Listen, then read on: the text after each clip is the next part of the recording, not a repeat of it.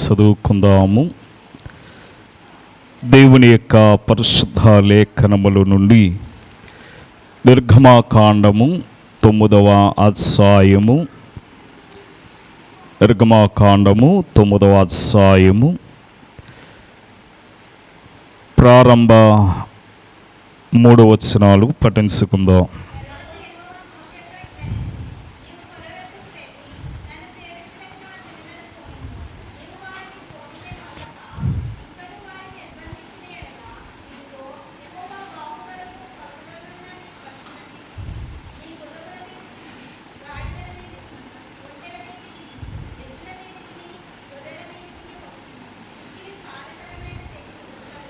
ప్రార్థన చేసుకుందాం.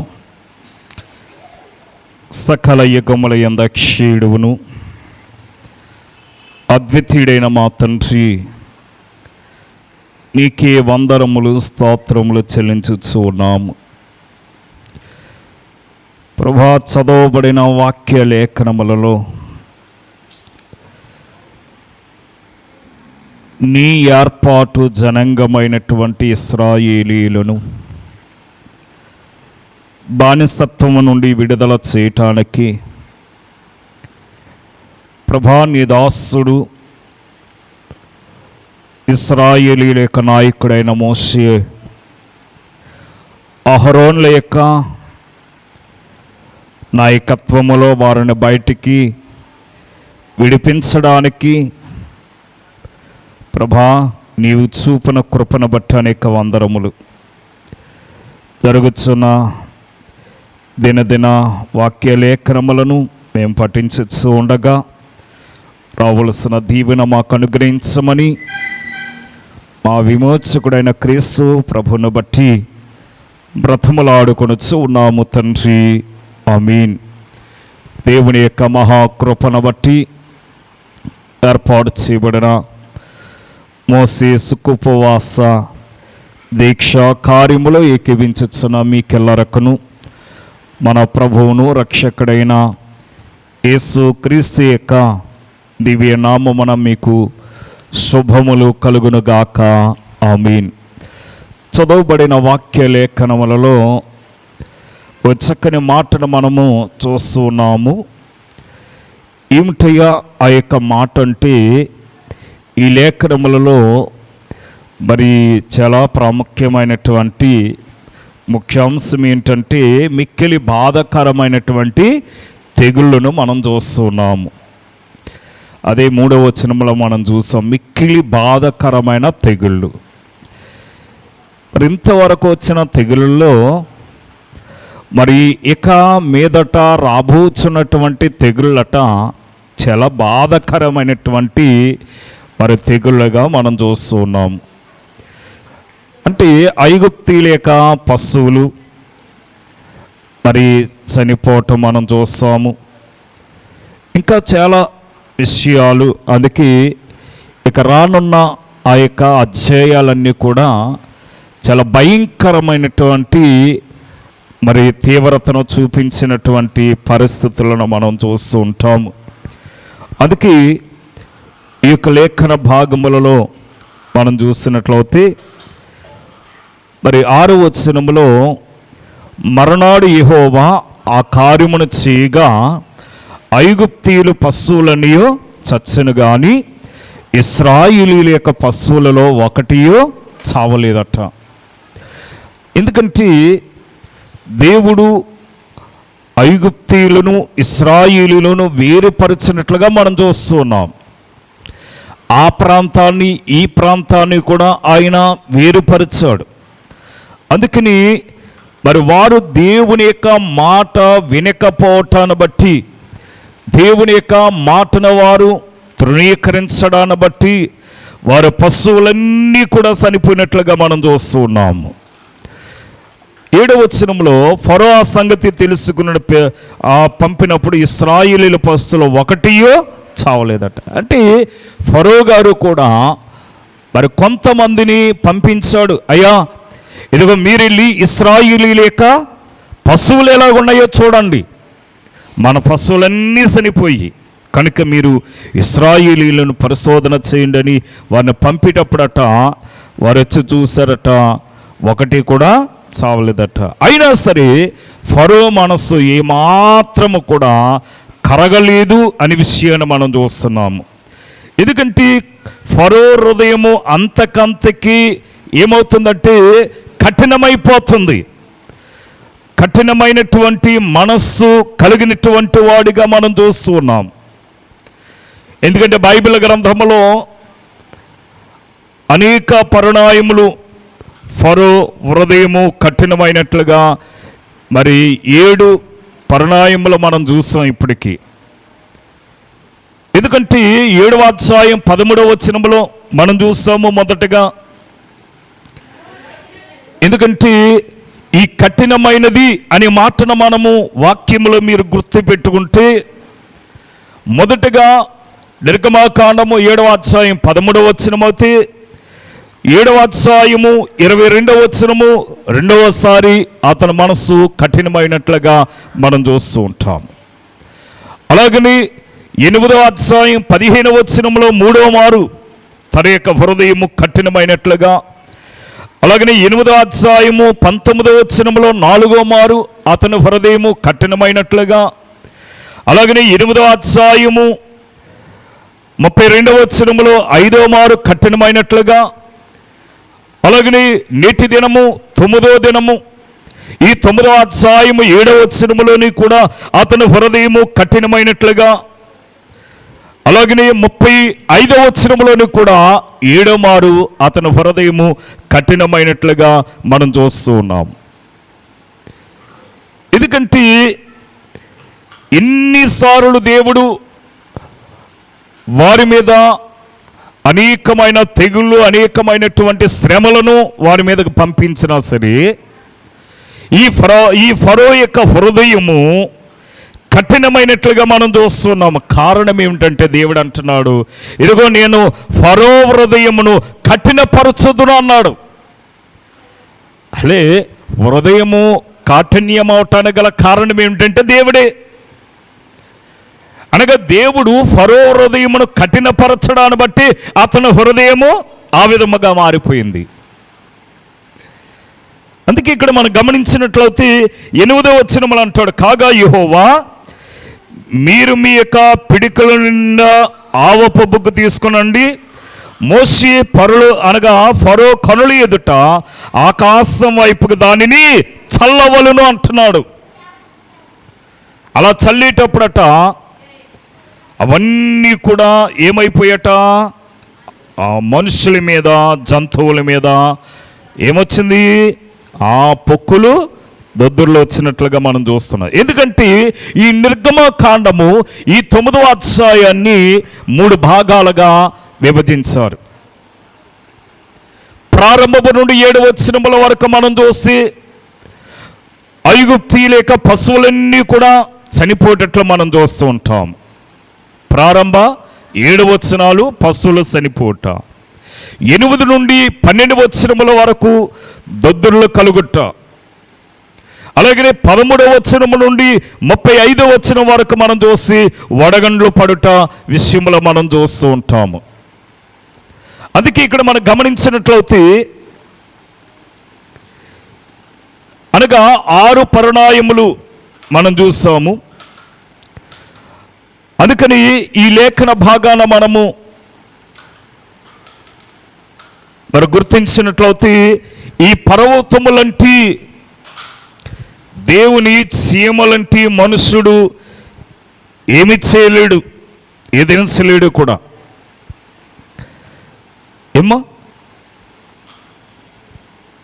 చూడండి, మనం చూస్తాము వారు అద్భుతాలు చేశారు, మాంత్రికులు కూడా అద్భుతాలని చేశారు.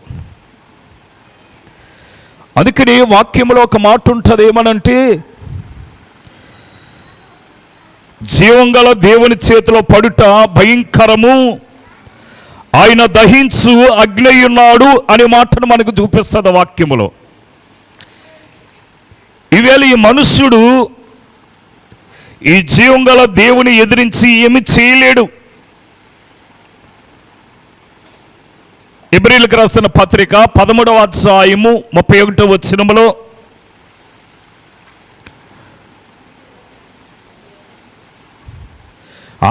12వ అధ్యాయము 29వ వచనము.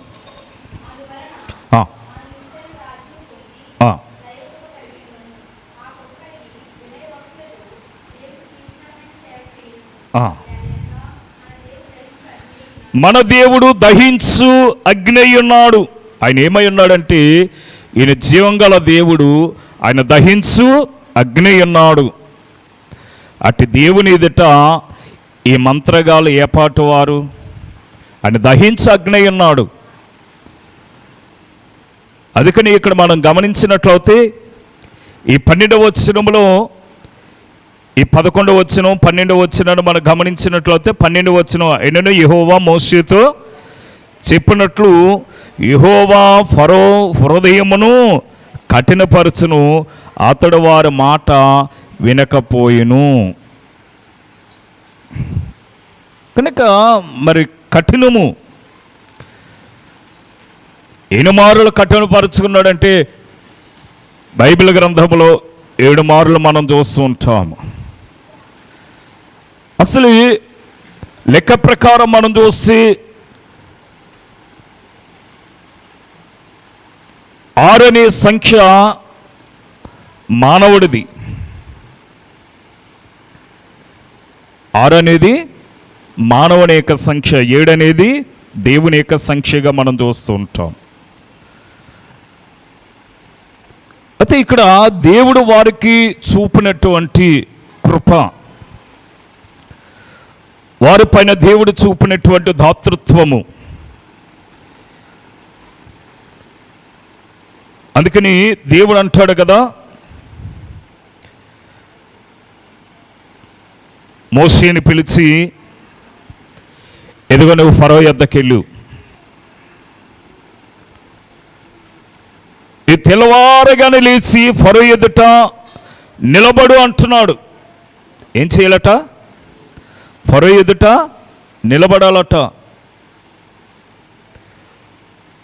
మరి ఫరో ఎదుట నిలబడటానికి ఆ 13వ వచనంలో మనం చూస్తున్నాం, దేవుడి మోషేకు చెప్పగా మోషేలు ఫరో ఎదుట నిలబడ్డాడట. చదువుదాం. చూడండి, హెబ్రీయుల దేవుడైన యెహోవా ఇలాగూ సెలవిచ్చుచున్నాడు, నీవు తెల్లవారగానే లేచిపోయి ఫరో ఎదుట నిలిచి నన్ను సేవించడకు నా జనులను పోనిమ్ము అని నీవు అడుగు అంటున్నాడు. ఏమో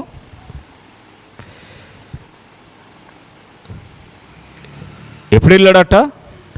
తెల్లవారగానే వెళ్ళాడట.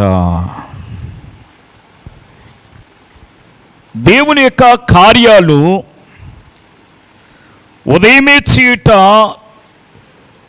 దినములలో మొదటి సమయాన్ని దేవునికి ఇచ్చుట శ్రేష్టకరము.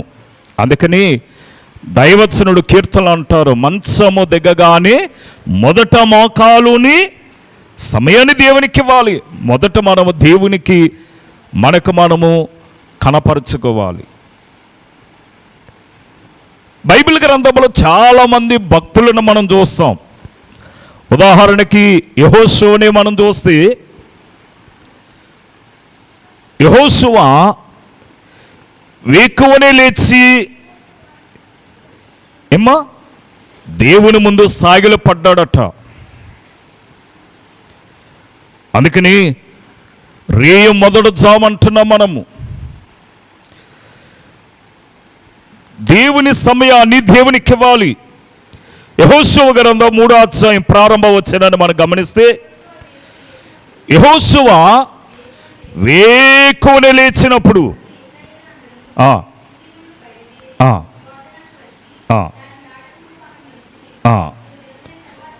చూడండి, యెహోషువ ఏం చేశాడు? వేకువనే లేచాడు. 6వ అధ్యాయము 12వ వచనాన్ని కూడా మనం గమనిస్తే అందులో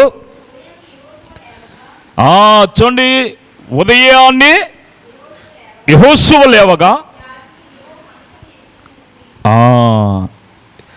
ఒకరోజే లేచాడా? లేదు, ఆ 15వ వచనంలోను కూడా ఆ మాటను మనం గమనిస్తాం. ఉదయమున చీకటితోనే లేచి 7 మారులు దేని చుట్టూనట? పర్వతం చుట్టూ. పట్టణము లేక పర్వతం. ఇప్పుడు పర్వతాల చుట్టూ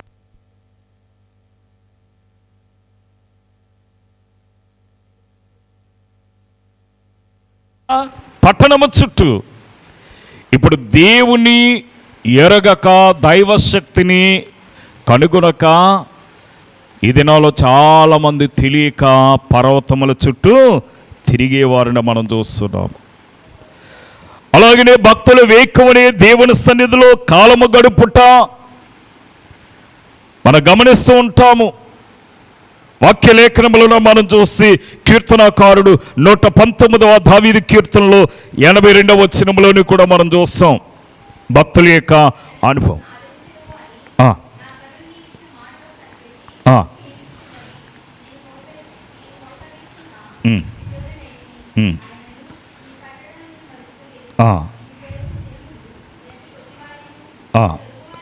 అలాగనే 147వ వచనము 148వ వచనం చూడండి. అందులో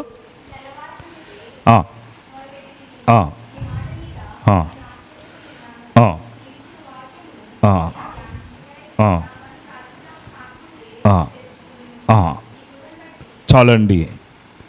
మనము కూడా వేకువని దేవుని సన్నిధిలో గడపటానికి మనం నిర్ణయించుకోవాలట. మొదటి స్థానం ఎవరికి ఇవ్వాలి? దేవునికి ఇవ్వాలి. దేవునికి మొదటి స్థానాన్ని మనం అప్పగించాలి. అందుకని ఈ 16వ వచనంలో అంటాడు, నా బలముని నీకు చూపునట్లును భూలోకమందంతటా నా నామము ప్రచారం చేయనట్లును ఇందుకే నేను నిన్ను నియమించితిని. దేవుని చేత మోషే అహరోనులు నియమింపబడటము, దేవుని చేత ఏర్పాటు చేయబడటము.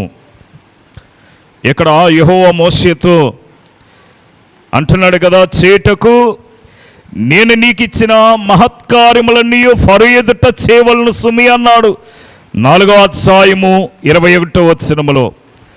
అలాగని 7వ అధ్యాయము 3వ వచనములు అంటాడు, ఐగుప్తు దేశములో నా సూచక క్రియలను నా మహత్కార్యములను విస్తరింపజేసేదని అంటున్నాడు.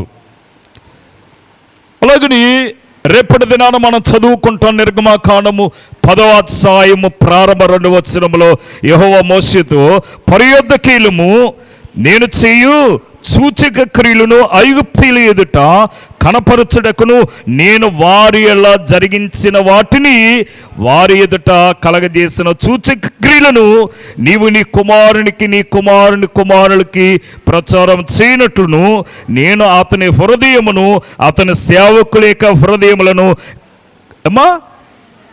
కఠినపరుస్తున్నాడట. ముందే మనం చెప్పుకున్నాం, దేవుడే ఫరో హృదయాన్ని కాఠిన్యపరచాడు గనుకని వారి హృదయము మార్పు లేదు ఫరోకి. అందుకని అంటున్నాడు, నీవిక నా ప్రజలను పోనీయలక వారి మీద అతిశయపడుచున్నావు 17వ వచనములో. దీన్ని బట్టి అతిశయం అంటే కొందరు రథములను బట్టి కొందరు గుర్రములను బట్టి వారు అతిశయపడదరని కీర్తనకారుడు అనగా 20వ అధ్యాయము 7వ వచనములో మనం చూస్తాము. అనగా ఈ యొక్క రాజు నేను దేశమును ఐగుప్తు దేశానికి నేను రాజునయ్యున్నానని అతిశయం అతనిలో ఉంది. అనగా గనుడును అనే విషయాన్ని ఫరో ఎరిగి ఉన్నాడు గనుక అతి కీర్తనకారుడు అంటున్నాడు, కొందరు రథములను బట్టి కొందరు గుర్రములను బట్టి అతిశయపడదురు, మనమైతే మన దేవుడని యెహోవా నామమును బట్టి అతిశయపడదము. మన దేని బట్టి మనకి ఘనత, దేనిని బట్టి మనకి అతిశయము అంటే మన దేవుడైనటువంటి యెహోవా నామమును బట్టి మనకి అతిశయము. ఏమీ లేకపోయినా సరే లోకంలో అంటారు, రే ఆడికి ఏముందని ఆడంత గర్వంగా అంత అతిశయపడుతున్నాడు అంటారు. అనగా వానికి ఎవరున్నారై అంటే దేవుడున్నాడు. ఒకప్పుడు దైవవచనుడు దేవదాసయ్య గారు కూడా సేవకులను ఉద్దేశించి ఒక మాట తెలియజేశారట. ఏమనంటే బైబిల్ మిషన్ యొక్క సేవకులు జాగాలేని జమీందారులు. అనగా వారి యొక్క అతిశయము, వారికి ఉన్నటువంటి ఆ యొక్క ఉన్నతమైన స్థితి ఏమిటాయి అంటే అది దైవ సన్నిధి. దైవ సన్నిధిని బట్టి వారు అతిశయిస్తూ ఉన్నారు. దైవ సన్నిధి యొక్క రుచిని వారు చూచారు గనుక వారు ఏం చేస్తున్నారు? లోకములో ఉన్న వాటిని ఎదిరించడానికి శక్తిమంతులై ఉన్నారు. అందుకే దైవజనుడు అన్నారట, జాగాలేని జమీందారులు. వెనకాల ఏమీ లేకపోయినా సరే వారు బయటకు వస్తే వారి ముందు జమీందారులే ఎందుకు పనికరారన్నట్టుగా ఉంటారట. అందుకని ఇక్కడ మనం గమనించినట్లయితే ఇర్మియా గ్రంథంలోని కూడా ఒక మాటను మనం చూస్తాం. అతిశయము లేక అతిశయపడుట అనే మాటలను మనం గమనిస్తే వాక్యములో ఇర్మియా గ్రంథము 9వ అధ్యాయము 24వ వచనములో చూడండి, అక్కడ అంటున్నాడు, అతిశయించేవాడు దేనిని బట్టి అతిశయింపవలనగా భూమి మీద కృపచూపు నీతి న్యాయములను జరిగించుచున్న యెహోవాను నేను అని గ్రహించి నన్ను పరిశీలనగా తెలుసుకున్నట్లు ఆ తెలుసుకున్నట్టును బట్టి అతిశయింపవలను. దేవుని రుచి అన్నాం ఇందాక. అదే ఆయన సర్వశక్తిమంతుడు, ఆయనకు అసాధ్యమనేది ఏదీ లేదు. అందుకే వాక్యములో చక్కని మాట ఉంటుంది, యెహోవాను ప్రేమించే వానికి సమస్తమును కూడా సమకూర్చబడి మహిమకరముగా జరుగుతున్నాయి. ఏమిటి వారి యొక్క అతిశయము? దేనికి వారు భయపడరు, ఎవరిని ఆశ్రయించరు అంటే కారణం ఏమిటంటే వారు యెహోవాను ఆశ్రయించేవారై ఉన్నారు గనుక. మన దేవుని ఆశ్రయించేటప్పుడు అనగా దేవుని మీద మనము అనగా ఆనుకునేటప్పుడు ఆయన మనకి సమస్తమును కూడా ఆయన మనకు సమకూర్చేవాడు ఉంటాడు. ఇదే విషయాన్ని అపొస్తలుడైనటువంటి పౌలు గారు కూడా 2 కొరింథీయులకు రాస్తున్న పత్రిక 10వ అధ్యాయము 17వ వచనములో తెలియజేస్తాడు. ఇర్మియా గారు ఇలాగంటే ఇర్మియా గారు ఇలాగను మనకు తెలియజేస్తే పౌలు గారు అంటున్నారు కదా, చదువుకుందాం.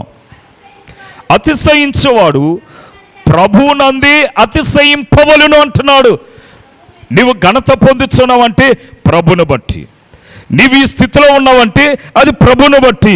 ప్రభుని బట్టి మనము అతిశయించేవారమై ఉండాలి. ఇదే మాట 11వ అధ్యాయము 30వ వచనములో కూడా చూపిస్తాడు.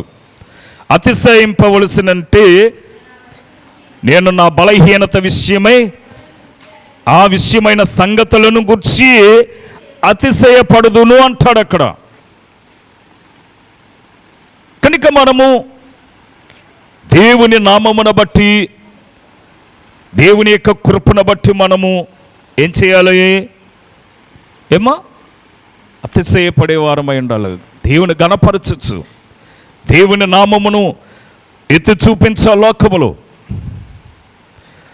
అందుకే ఈ నిర్గమాకాండము 19వ అధ్యాయములో మనం చూస్తూ ఉంటున్నాము. ఈ ఫరో యొక్క అతిశయము నాశనానికి కారణము. అందుకే వాక్యములో ఉంటుంది కదా, నాశనమునకు ముందు గర్వము నడుచును, పడిపోవటానికి ముందు అహంకారం అనే మనస్సు నడుచును అనే మాటను మనం చూస్తూ ఉంటాము. కానీ ఇక్కడ మనం గమనించినట్లయితే సాతాను కూడా అతిశయపడుతూ ఉంటుంది, సాతాను కూడా ఎగిరెగిరి పడుతూ ఉంటుంది. కానీ యెషయా భక్తుడు తెలియజేస్తాడు, యెషయా గ్రంథం 14వ అధ్యాయములో ఏమంటున్నాడంటే, ఓ వేకువ చుక్క, ఓ తేజో నక్షత్రమా, నీవెట్లా ఆకాశము నుండి కింద పడుతుంది అంటాడు 12వ వచనములోని. ఆ 12 నుండి 15 వరకు మీరు రాసుకుంటే అక్కడ అంటున్నాడు కదా, ఆ జనములను ఏం చేస్తున్నాడు ఇప్పుడు? పడగొడుతున్నాడు. అనగా దైవ కార్యములను గుర్తించకుండగా, దేవుని శక్తిని గుర్తించకుండగా ఏం చేస్తున్నాడంటే అనేకులను పడగొట్టేవాడై ఉన్నాడు. అందుకే ఇక్కడ మనం సాతాను గర్వించి నరకమునకు పాత్రుడవనట్లుగా మనం చూస్తూ ఉంటాం ఈ లేఖన భాగమును బట్టి. అలాగే ఈవేళ ఫరో గర్వించడమే కాదు, ఆనాడు రాజులైనటువంటి వారు కూడా చాలామంది గర్వించినట్లుగా మనం చూస్తూ ఉంటాము. 2వ దినవృత్తాంతములు 26వ అధ్యాయము 16వ వచనములో మనం చూసి రాజైన ఉజ్జియా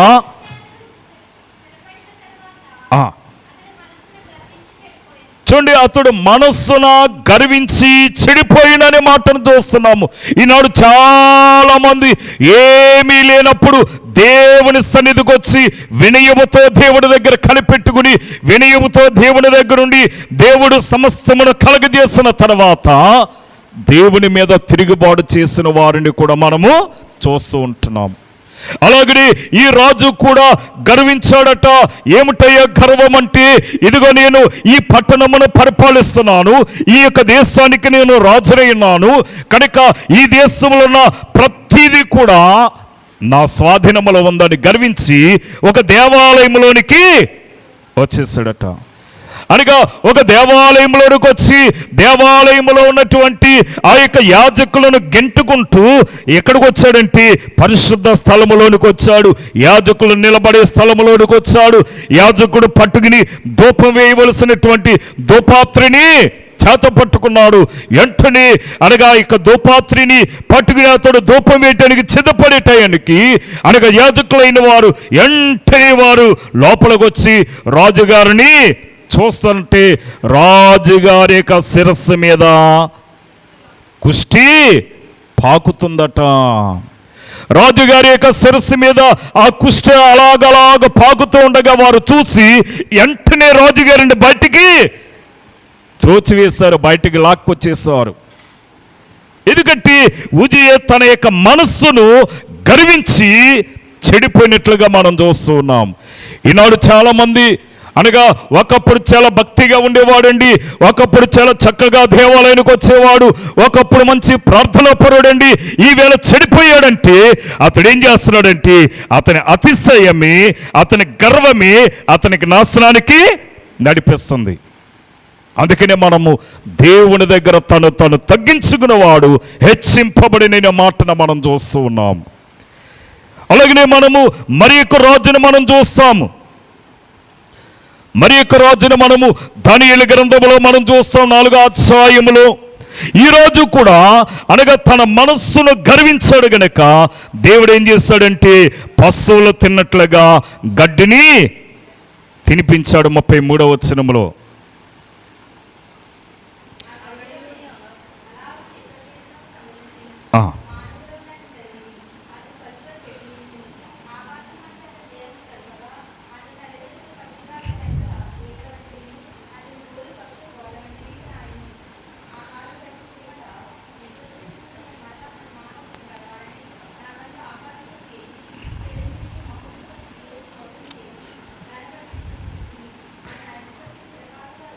అలాగని 39వ వచనములోని కూడా మాట ఉంటుందేమో, లేదు, ఓకే, 33లో అమ్మా 32, 33 వచనాల్లో మనం చూస్తున్నమాట ఇవి. ఎందుకంటే ఇతడు ఏం చేశాడు? రాజుగు నెబుకద్నెజరు దేవుని మాటను వినక అతడు తన మనస్సును గర్వించాడు గనుక ఏం తినవలసి వచ్చిందట? గడ్డి తినవలసి వచ్చిందట. చాలామంది నేను గొప్పగా కనపడాలి, అందరి దృష్టిలో నేను మిన్నగా ఉండాలి, నా మాటే చలామణవ్వాలి, నేనే బుద్ధిమంతుడును, నా మాట ప్రకారమే అందరూ చెయ్యాలి అనే కోరికలు కలిగి ఉండటము చాలా ప్రమాదకరము. అటువంటి కోరిక రావటమే అతడు నాశనానికి నాంది పలుకుతుంది. అందుకని రోమీలకు రాసిన పత్రికలు అంటాడు 12వ అధ్యాయము 10వ వచనములో, అలాగనే 16వ వచనములు అంటాడు,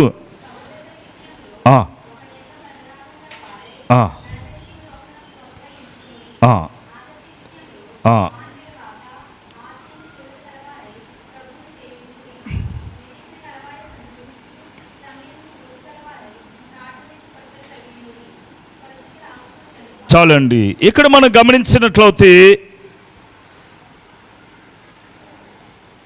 ఈ 16వ వచనానికి రండి.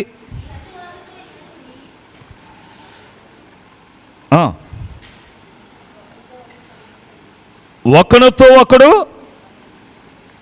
ఏం చేయాలట? మనసు కలిసి ఉండి. కనుక హెచ్చు వాటి యందు మనసుంచక తగ్గు వాటి యందు మనసు ఉంచవలను అంటున్నాడు. కనుక మనము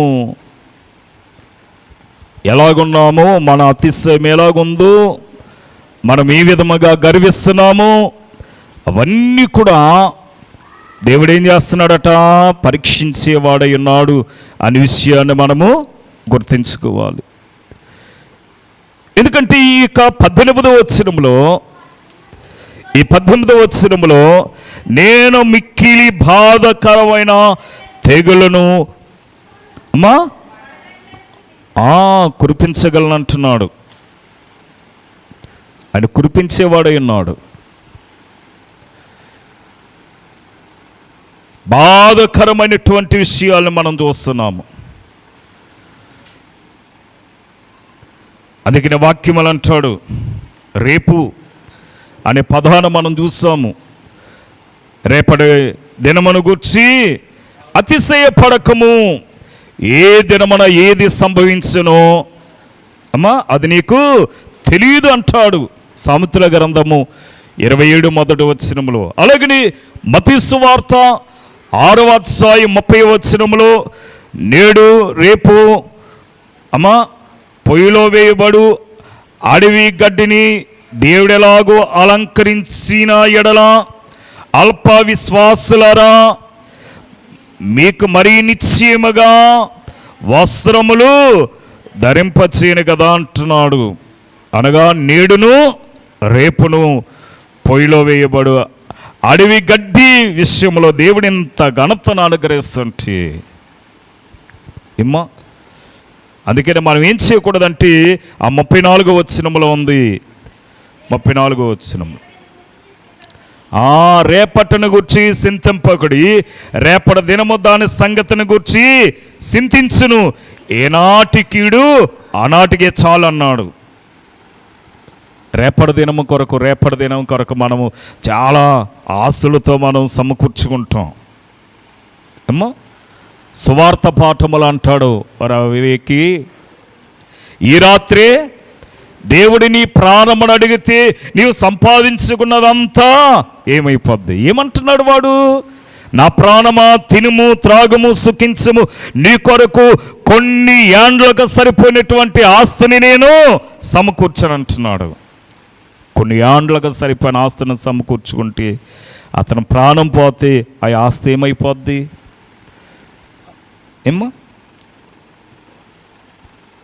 అందుకే రేపేమి సంభవించిన విషయంలోని కూడా యాకోబు గారు ఒక చక్కని మాటను తెలియజేస్తాడు.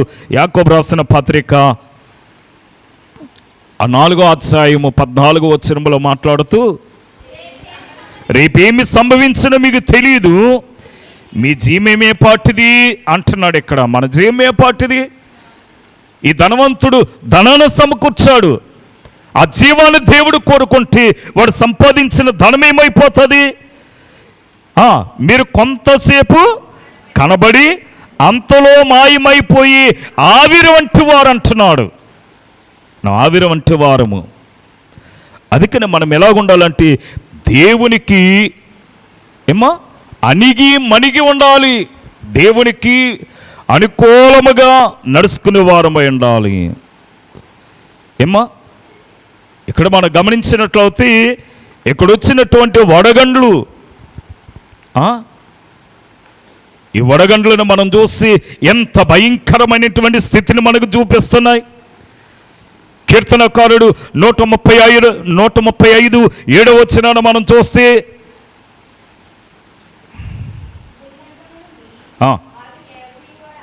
ఆ భూదిగంతము నుండి ఆవిరిని లేపేవాడు ఆయనే, వాన కురినట్లు మెరుపును పుట్టించేవాడు కూడా ఆయనే.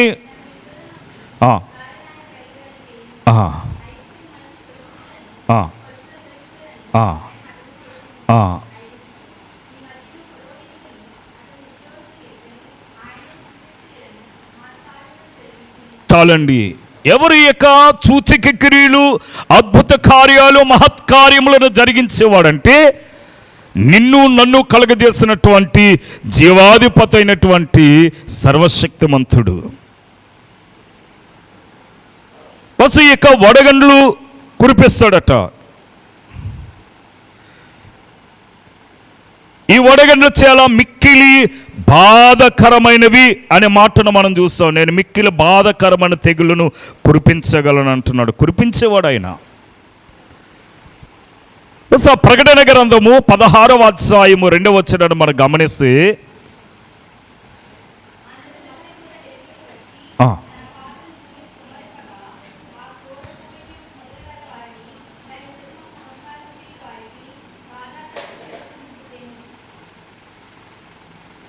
ఏం పుట్టేట?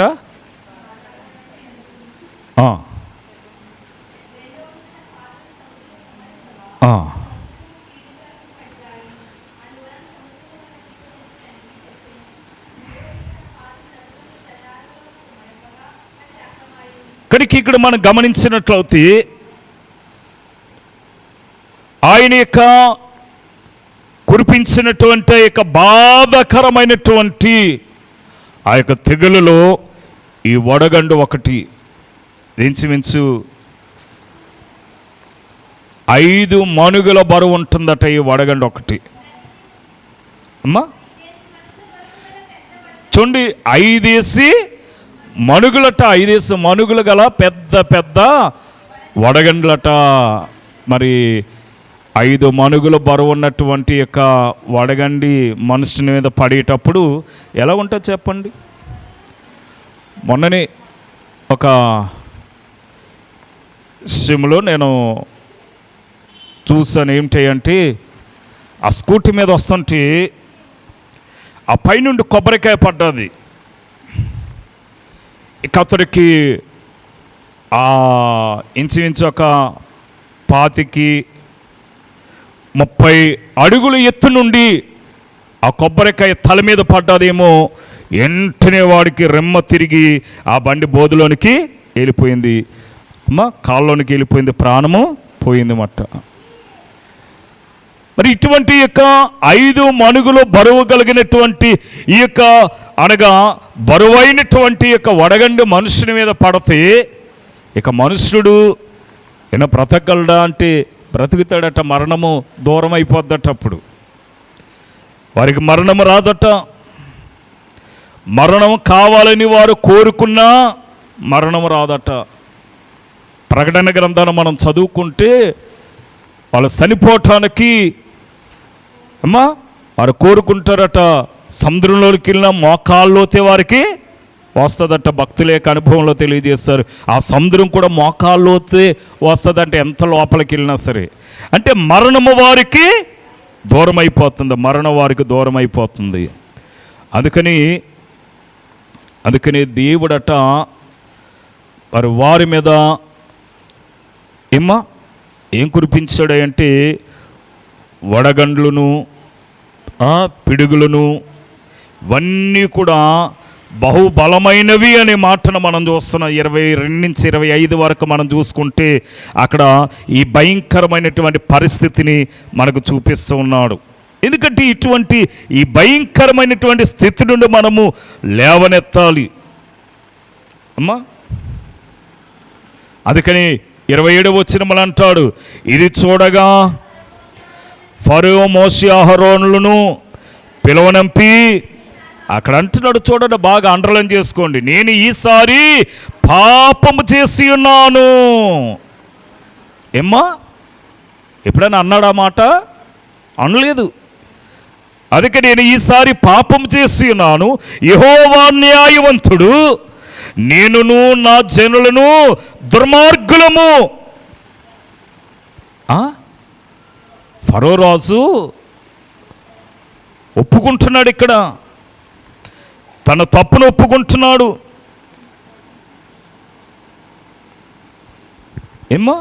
ఏమంటున్నాడు? నేనును నా జనులను దుర్మార్గులము, నేను పాపము చేసి తిని అని అంటున్నాడు ఇక్కడ. నేను పాపము చేసి తిని. నిజమే. సంఖ్యాకాండము 22వ అధ్యాయము 34వ వచనాన్ని మనకు గమనిస్తే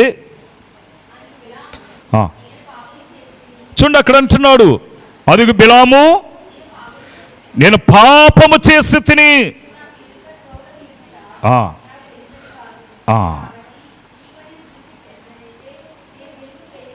చాలండి. ఏమంటున్నాడు ఇక్కడ? నేను పాపము చేసేతను అంటున్నాడు. అలాగే యెహోషువ గ్రంథము 7వ అధ్యాయము 20వ వచనాన్ని కూడా మనం చూసి అక్కడ కూడా ఇదే మాటను మనం చూస్తాం.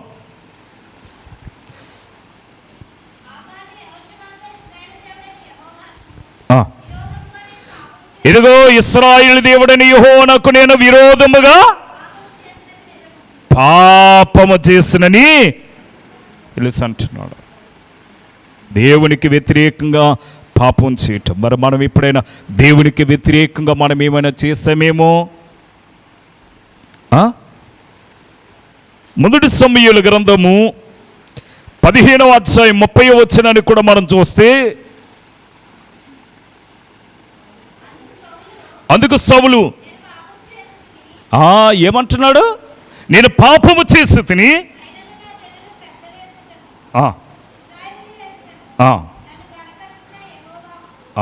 అయినను నేను పాపం చేసినా సరే దేవుడు తన యొక్క కృపను బట్టి ఆయన నన్ను ఏం చేస్తున్నాడు? కనపరుస్తున్నాడు. కనుక నేను పాపము చేస్తున్నాను ఒప్పుకున్నారు. మనము కూడా మనకు తిరిగినో పాపాలు మనం చేస్తాం. అది అయ్యగారు అంటారు, పాపక్రియలు అతి దుఃఖముతో ప్రభుని ఎదుట మనము ఒప్పుకోవాలట. అతి దుఃఖముతో ఒప్పుకోవాలి. ఈ లేఖనంలో మనం చూసుకుంటా, రేపటి దినాన్ని చదువుతాం మనం. 10వ అధ్యాయం 16వ వచనములో, నేను మీ దేవుడైన యెహోవా ఎడల మీ ఎడలను నేను పాపము చేసి తిని అంటున్నాడు. అందుకని లోకంలో ఒక సామెత ఉంటుంది, సవరం అవుతేనే కానీ ఎవరం రాదట.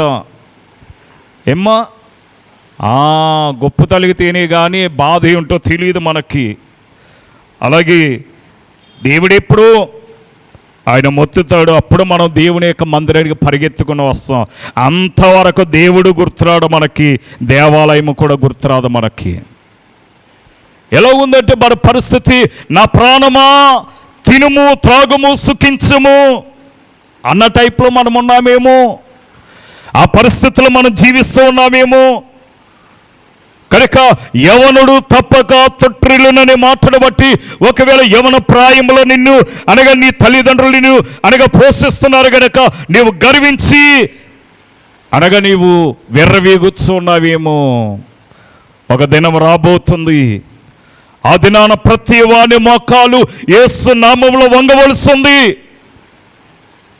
అప్పుడు నీవు ఈ యొక్క రాజులైనటువంటి వారు, ఈ యొక్క గొన్నులైనటువంటి వారు చెప్పిన మాట ఏమిటంటే, ఇదిగో నేను పాపము చేసి తిని, ఇదిగో నేను పాపము చేసి, ఇదిగో నేను న్యాయవంతుడకు దేవునికి, ఇదిగో మీకుని నేను పాపము చేస్తాను అన్నట్టుగా వారు కూడా ఆ దినాన వారి పాపములను ఒప్పుకునే కాలము కూడా రాబోవచ్చు ఉన్నది.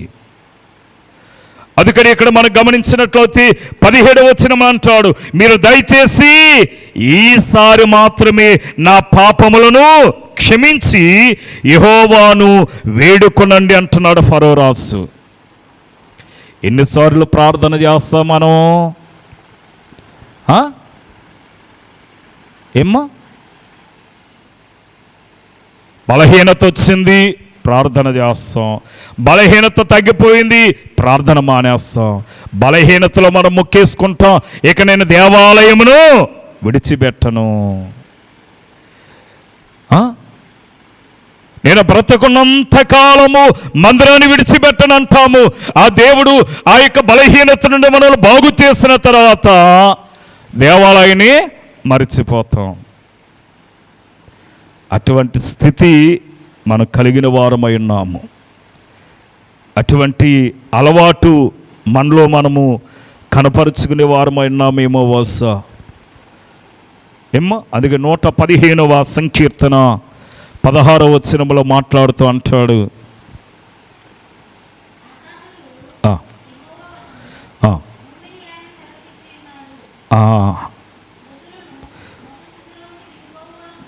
భూమిని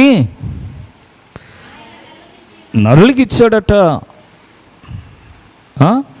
మనం ఏం చేస్తున్నాం అంటే ఇది నాది అని మనం పాకులాడుతున్నాం. అమ్మా, ఎవరిచ్చారు ఇది? యెహోవా భూమి నరులకి ఇచ్చున్నాడు. ఈ సంగతి మనం మర్చిపోయి దేవుని మీద మనము తిరుగుబాటు చేస్తున్నాం. దేవుని మీదే ఏమో వస్తు ఇక్కడ మనం గమనించినట్లయితే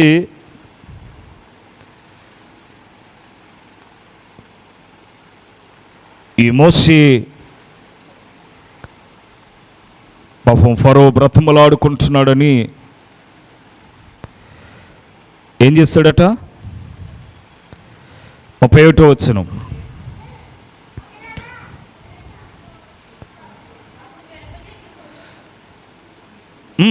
అప్పుడు జనప చెట్టు పువ్వులు పూసెను, యవల చీలు వెన్నులు వేసినవి గనుక జనప యవల చీలును చెడగొట్టబడును గాని గోధుమలు ఆ మిరప మొలకలు ఎదగనందున అవి చెడగొట్టబడలేదు. ఎందుకు ఈ మాటను మనకు చూపిస్తున్నాడు? పువ్వులు పూసెను.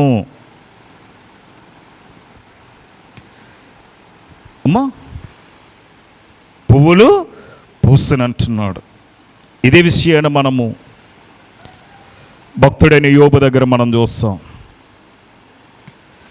14వ అధ్యాయం 12వ వచనములో, స్త్రీ కడిన నరుడు కొద్ది దినముల వాడై మిక్కిలి బాధనందును, పువ్వు వికసించినట్లు వాడు పెరిగి వాడిపోవును అంటున్నాడు. పువ్వు వికసించినట్లు వాడు పెరిగి వాడిపోవును అంటున్నాడు. పువ్వు ఎంతకాలం ఉంటుంది? ఎన్ని నెలలు ఉంటుంది? ఎన్ని సంవత్సరాలు ఉంటుంది? పువ్వు నెలలు ఉంటాయా? ఏమ్మా, ఉండదు.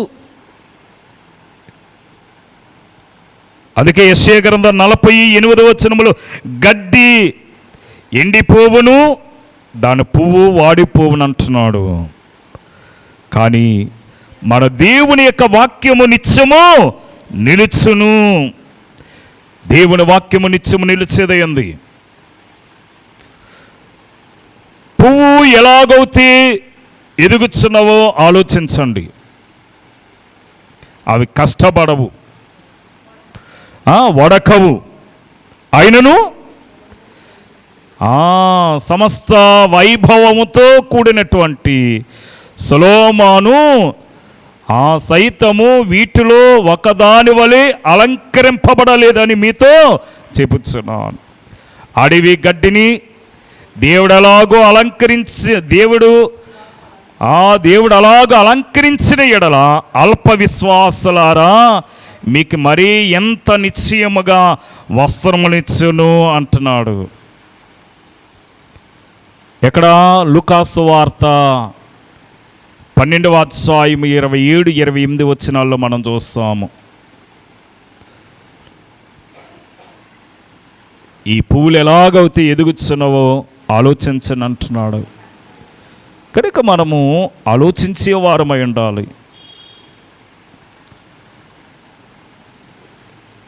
ఈ పువ్వు కొంతకాలము, కొన్ని గడియలు, కొంత సమయంలో ఏమవుతుందట? రాలిపోద్ది. అందుకే ఒక భక్తుడు అంటాడు కదా, పువ్వులంటిది జీవితం వాడిపోతుంది. యోబు భక్తుడు కూడా అంటాడు,